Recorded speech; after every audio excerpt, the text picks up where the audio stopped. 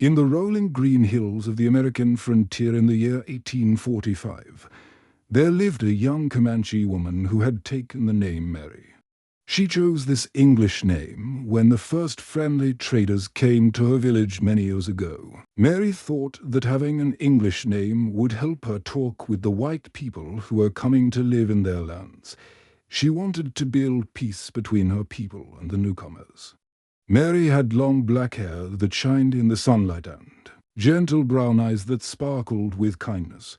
She was only 20 years old, but she was already known throughout her tribe as someone with a caring heart. Every morning, Mary would wake up before the sun rose and hold her baby daughter Rose close to her chest. Rose was just 6 months old and had the most beautiful dark eyes that seemed to hold all the wisdom of her ancestors. Mary would sit by the window of her simple home and sing soft lullabies to baby Rose. Sometimes she sang in her native Comanche language, telling Rose about the spirits of the wind and the stories of their people.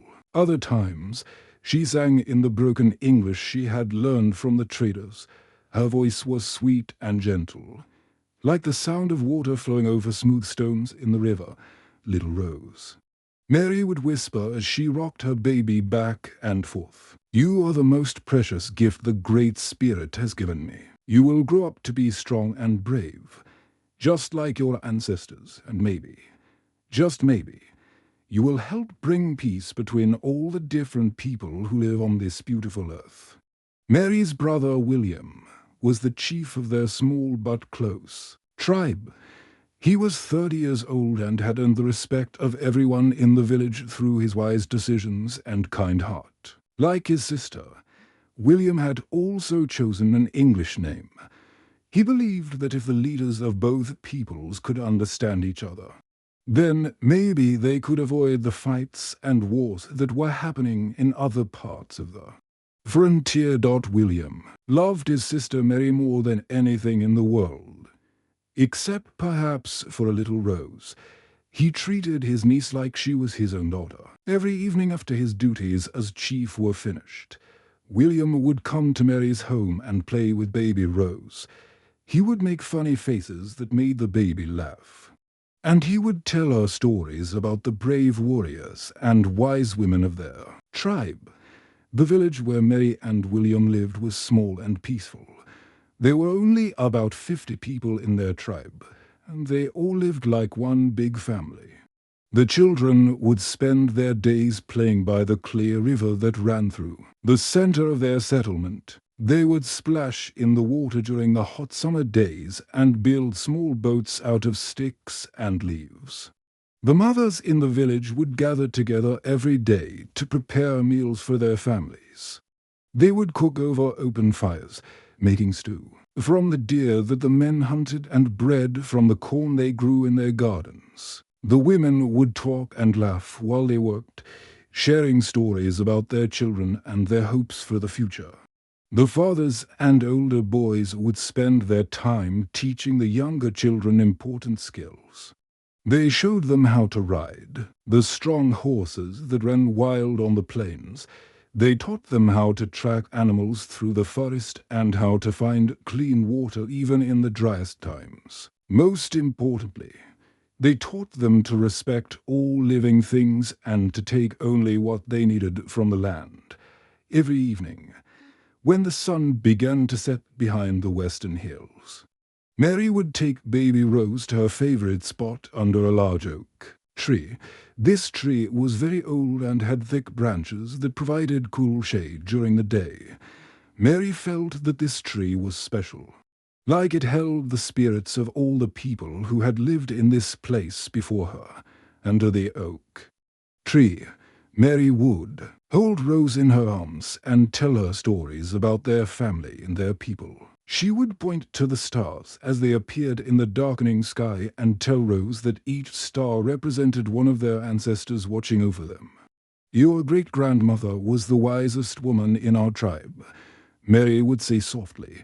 "She could heal any sickness with her special herbs and plants. Your great-grandfather was the bravest warrior, but he only fought to protect his family. never to hurt innocent people.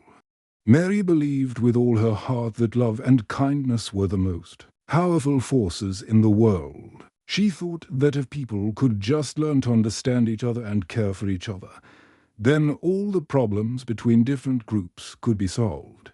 She was teaching baby Rose simple English words, hoping that her daughter would grow up to be a bridge between the Comanche people and the white settlers. Baby Rose seemed to understand her mother's gentle words. She would smile and reach up with her tiny hands to touch Mary's face. Sometimes Rose would make soft cooing sounds, as if she was trying to talk back to her mother. Mary was sure that Rose was going to grow up to be very smart and very kind. Life in the village was simple, but it was filled with joy and contentment. The people lived in perfect harmony with the natural world round them.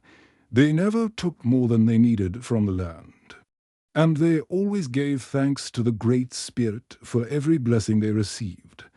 Mary felt deeply grateful every day for her peaceful life, her loving family, and most of all, for her precious daughter Rose, who filled her heart with hope for the future.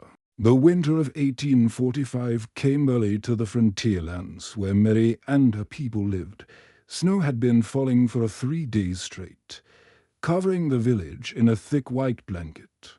The cold wind howled through the trees, making everyone stay close to their warm fires inside their homes. Mary wrapped baby Rose in soft animal furs to keep her warm and safe from the bitter cold outside. On this particular morning, Mary woke up feeling uneasy. She could not explain why, but something felt different in the air. Baby Rose seemed to sense it too, because she was more restless than usual. Mary held her daughter close and sang gentle songs to calm both Rose and herself. Chief William had left the village 3 days earlier with several other men to hunt for deer in the distant hills. The tribe needed fresh meat to help them get through the long winter months. Mary missed her brother and wished he was there with them. She always felt safer when William was in the village. Round midday, when the sun was trying to break through the grey winter clouds, Mary heard the sound of horses approaching the village. At first, she thought it might be William and the hunting party returning home. She smiled and picked up baby Rose, thinking they would go outside to welcome the men back. But when Mary looked out of her window, her heart filled with fear.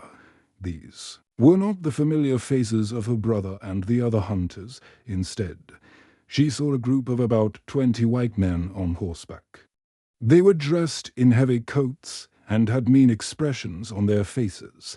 Their leader was a tall, thin man with cold blue eyes and a scraggly beard. His name was Robert. Though Mary did not know this yet, Robert and his men were nothing like the friendly traders who had visited the village in the past. Those traders had come in peace, wanting to exchange goods and learn about each other's ways.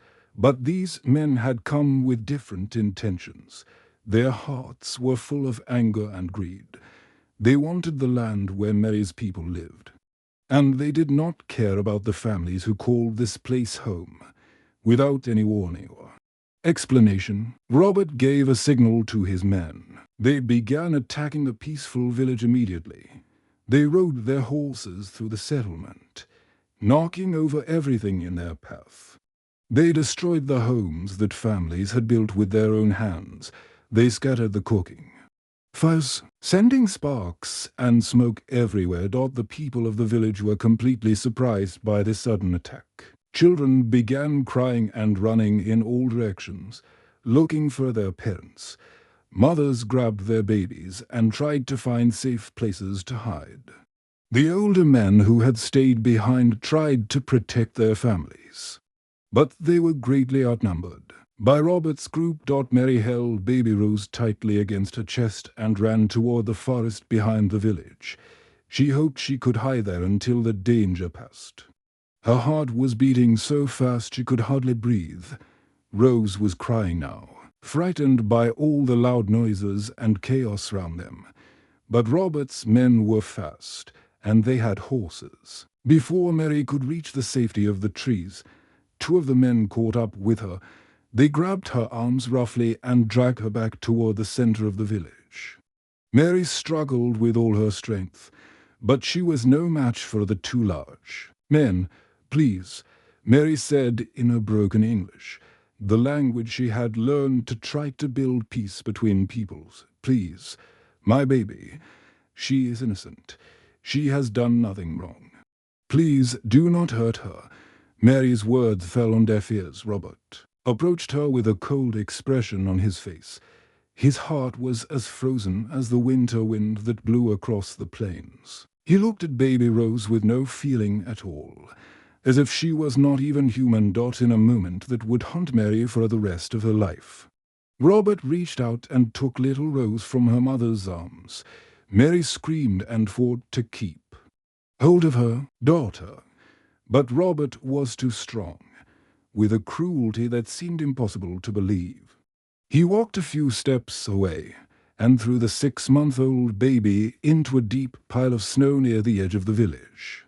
Mary let out a scream that seemed to come from the very depths of her soul. She fought like a wild animal to break free from the men who held her, desperate to reach her baby daughter. But the men dragged her away, forcing her to leave Rose behind in the freezing snow. Mary's heart felt like it was breaking into a million tiny pieces. 3 hours later, when the sun was beginning to set, Chief William and his hunting party returned to their village. What they found was beyond their worst nightmares. Their peaceful home had been destroyed. Smoke was still rising from the ruins of several houses. Personal belongings were scattered everywhere in the snow. The villagers who had managed to hide during the attack came out to tell William what had happened. With tears streaming down their faces, they told him about Robert and his men. They told him how Mary had been taken away, and how baby Rose had been left in the snow. William felt a terror unlike anything he had ever experienced. He ran through the snow-covered village, calling Rose's name and searching everywhere for his beloved niece. Finally, he found her small body in the deep snow where Robert had thrown her. The baby had frozen in the bitter cold, but she looked peaceful, as if she was simply sleeping. William picked up Rose's tiny, still form and held her against his chest. For the first time in his adult life, this strong chief wept like a broken man. The pain he felt was so deep and so overwhelming that it seemed to change something fundamental inside him. But even in his terrible grief, William did not let hatred fill his heart. Instead, he made a sacred promise to Rose's spirit that no other innocent child would ever suffer the way she had suffered. The morning after the terrible attack, William prepared to give his beloved niece Rose the burial she deserved. According to the traditions of his people, he gathered sweet grass, sage, and cedar to create sacred smoke that would carry Rose's spirit to the Great Spirit in the sky. The other members of the tribe who had survived the attack came to help with the ceremony. Even though their own hearts were heavy with grief and loss, William dug a small grave under the same oak tree where Mary used to sit with Rose every evening. He remembered how Mary would tell Rose stories about their ancestors and sing gentle lullabies in both languages. Now this special tree would be Rose's final resting place, connecting her forever to the land her family had loved for generations. As William placed Rose's tiny body in the grave, wrapped carefully in the softest deer skin they could find, he sang the ancient songs of his people. These were songs that had been passed down from grandfather to grandson for hundreds of years. The songs spoke of peace, of love that never dies, and of spirits that continue to watch over their families even after death. "Great Spirit," William said, looking up at the gray winter sky, "please welcome this innocent child into your eternal peace. She lived only 6 months in this world, but her short life was filled with love. Please watch over her soul and give her the happiness that was taken from her on earth." The other villagers stood in a circle round the grave, holding hands and adding their own prayers for little Rose. Even the children who had escaped the attack understood that something very sad had happened, and they stood quietly with tears in their eyes when the burial ceremony was finished. William stood alone by Rose's grave for a long time. The wind was still cold, but the snow had stopped falling. As he looked down at the small mound of earth that marked his niece's resting place, William felt something changing deep inside his heart. The terrible pain of losing Rose was transforming into something else, the fierce determination to make sure her death would have meaning. "I will not let your death be meaningless, little Rose," William whispered to the grave. "I promise you that I will find your mother Mary and bring her home safely. And I promise that I will make sure this never happens to another family, whether they are our people or any other people. Your innocent life will be the reason that other innocent lives are saved." That evening, William called together all the members of his tribe who had survived the attack. There were 32 people left out of the 50 who had lived in the village before Robert and his men came.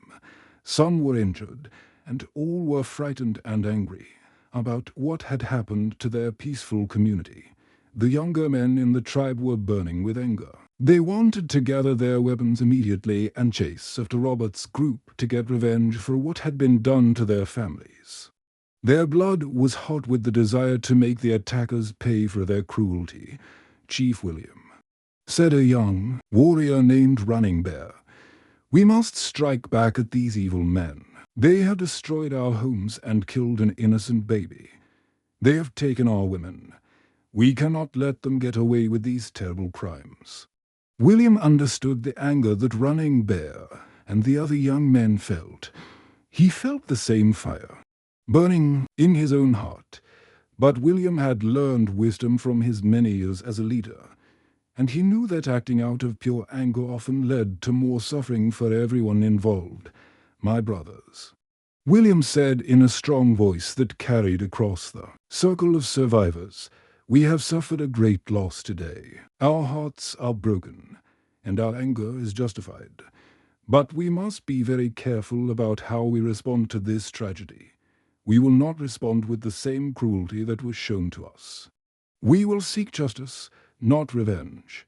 We will protect the innocent, not harm them." Some of the younger men looked confused by William's words. They could not understand how he could talk about justice instead of revenge when his own niece had been murdered in such a horrible way.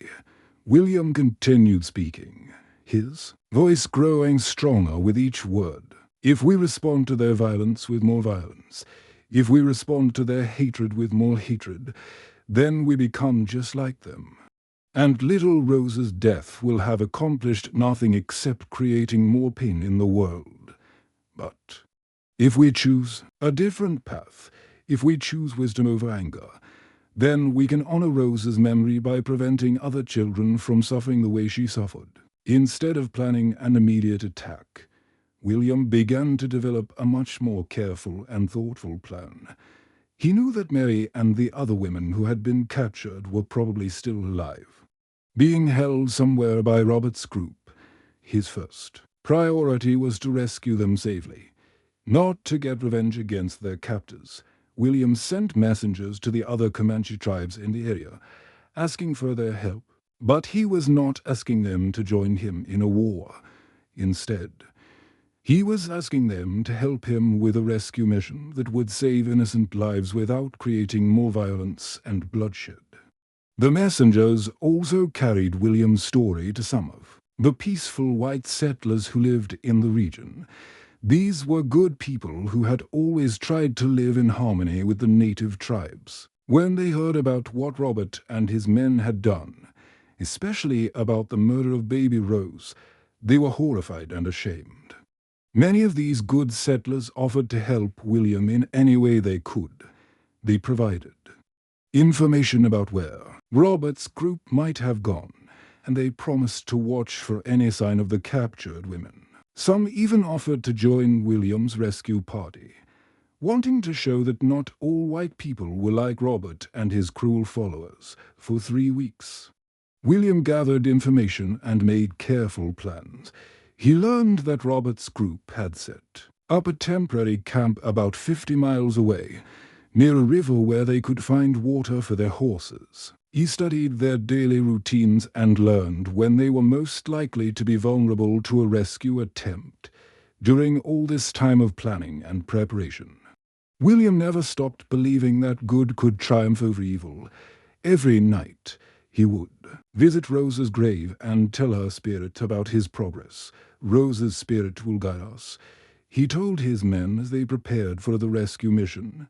We will bring her mother home safely, and we will show the world that there is a better way to solve problems than through violence and hatred. After 3 weeks of careful planning and gathering information, William was finally ready to attempt the rescue of his sister Mary and the other captured women. He had learned that Robert and his men were camped beside a small river about 50 miles from the destroyed village. The camp was in a valley surrounded by thick forest, which would provide good cover for William's rescue party. William had assembled a group of 20 brave men to help him.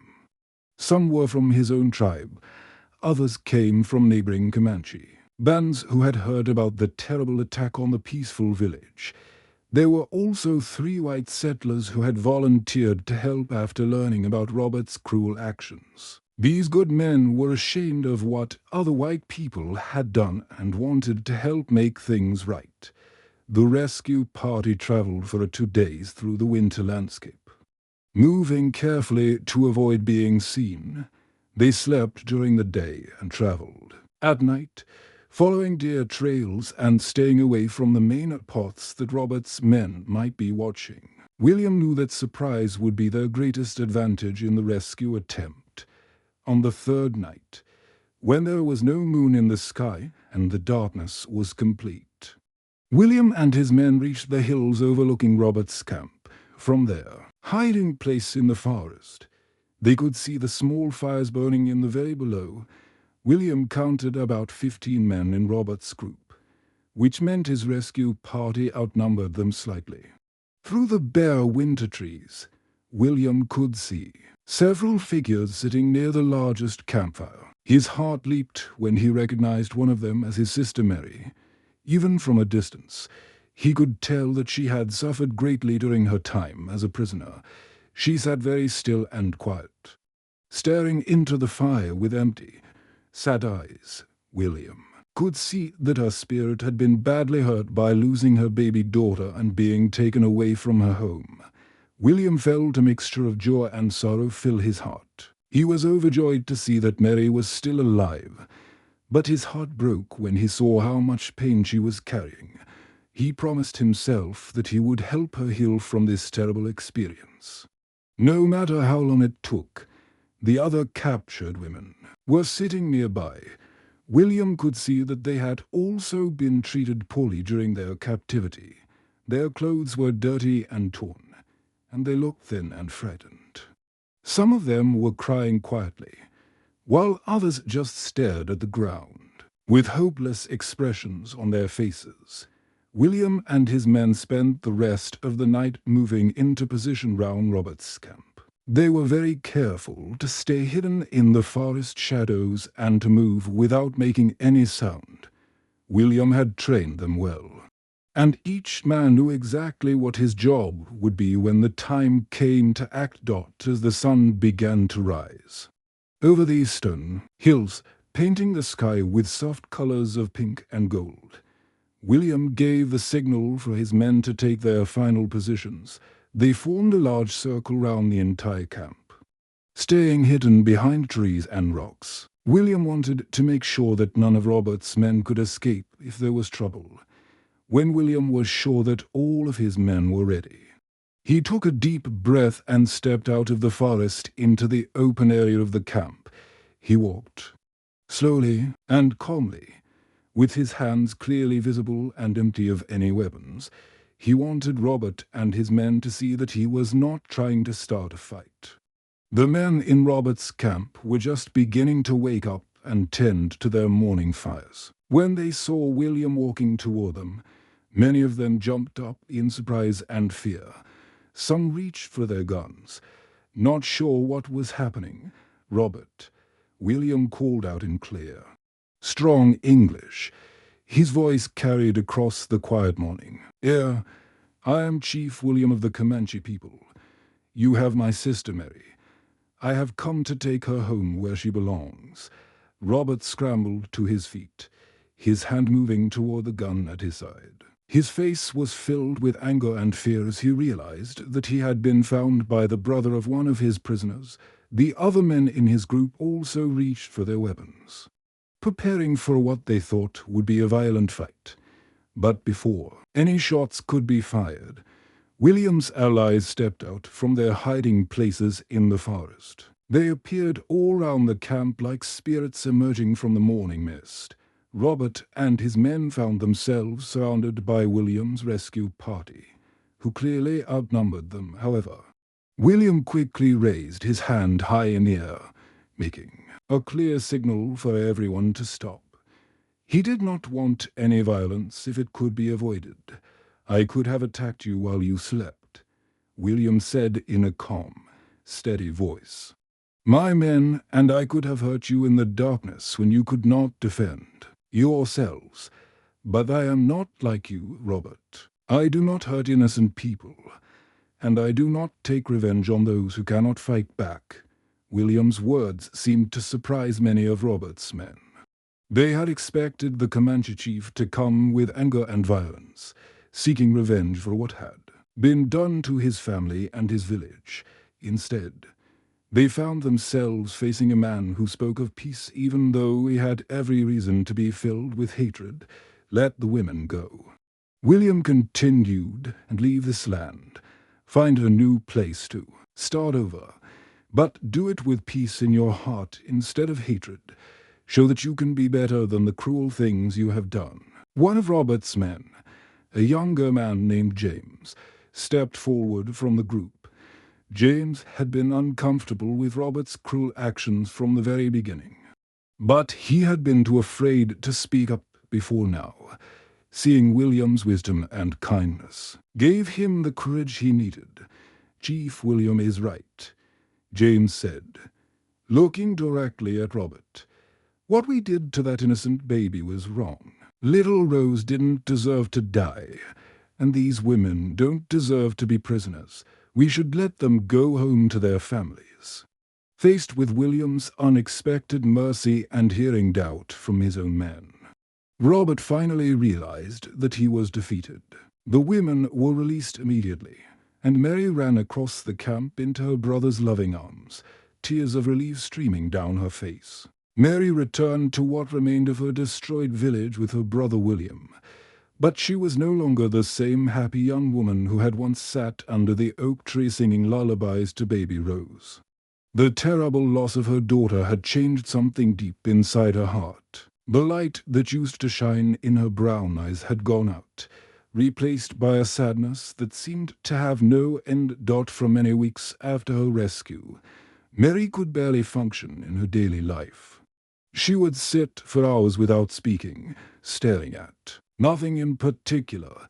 Food had no taste for her, and she ate only when William gently encouraged her to take a few bites. Sleep brought no peace because her dreams were filled with memories of Rose's sweet face and the horrible moment when Robert had torn her baby from her arms. William watched his sister with great concern and love. He had hoped that bringing Mary home would begin her healing process, but he could see that her emotional wounds were even deeper than he had imagined. The strong, kind woman who had always brought joy to everyone round her now seemed like a ghost of her former self. Every day, William would sit beside Mary in comfortable silence. He brought her warm soup and soft bread, encouraging her to eat just a little bit. Sometimes he would tell her gentle stories about their childhood or about the plans he was making to rebuild their community in a new location. He never pushed her to respond or to feel better faster than she was able. William understood that some kinds of pain take a very long time to heal, and that some wounds never completely disappear. The other survivors of the attack were also struggling with their own grief and trauma. But they tried to help Mary in small ways. The women would bring her soft blankets and sit with her quietly. The men would make sure she felt safe and protected. The children, who had always loved Mary's stories and songs, would leave small gifts of pretty stones or wildflowers near her door. 3 months after Mary's return, something unexpected happened that began to change everything. A young white woman named Emma came to visit the temporary camp where Mary's people were staying. They decided where to rebuild their village. Emma was married to James, the settler who had spoken up for what was right during the rescue at Robert's camp. Emma was about the same age as Mary, with kind blue eyes and golden hair that she wore in a simple braid. She was carrying a baby girl, who was about 7 months old, just a little older than Rose had been when she died. Emma had heard the story of what happened to Mary's daughter, and she felt a deep need to reach out to this grieving mother. "I heard about what happened too. Your daughter," Emma said to Mary with tears already forming in her eyes. "I am so very sorry for your loss. I wanted to come and meet you personally, to tell you that not all of us white people are like Robert and his cruel men. Many of us were horrified by what they did to your family and your village."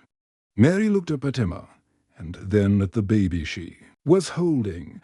For the first time in months, Mary felt something stir in her heart besides pain and emptiness. The baby had the most beautiful dark eyes that seemed to sparkle with curiosity and innocence, just like Rose's eyes had done. "What is her name?"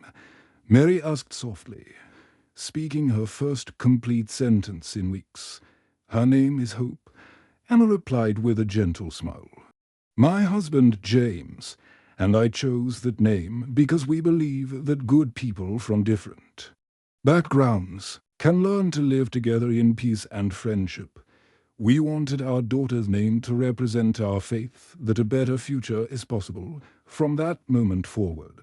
Something began to change inside Mary's wounded heart, seeing baby Hope and talking with Emma reminded her that there was still goodness and kindness in the world, even after all the terrible things that had happened. She began to remember that Rose's short life had been filled with love, and that perhaps there was a way to honor her daughter's memory by helping to create the peaceful world that Rose would have wanted it to live in.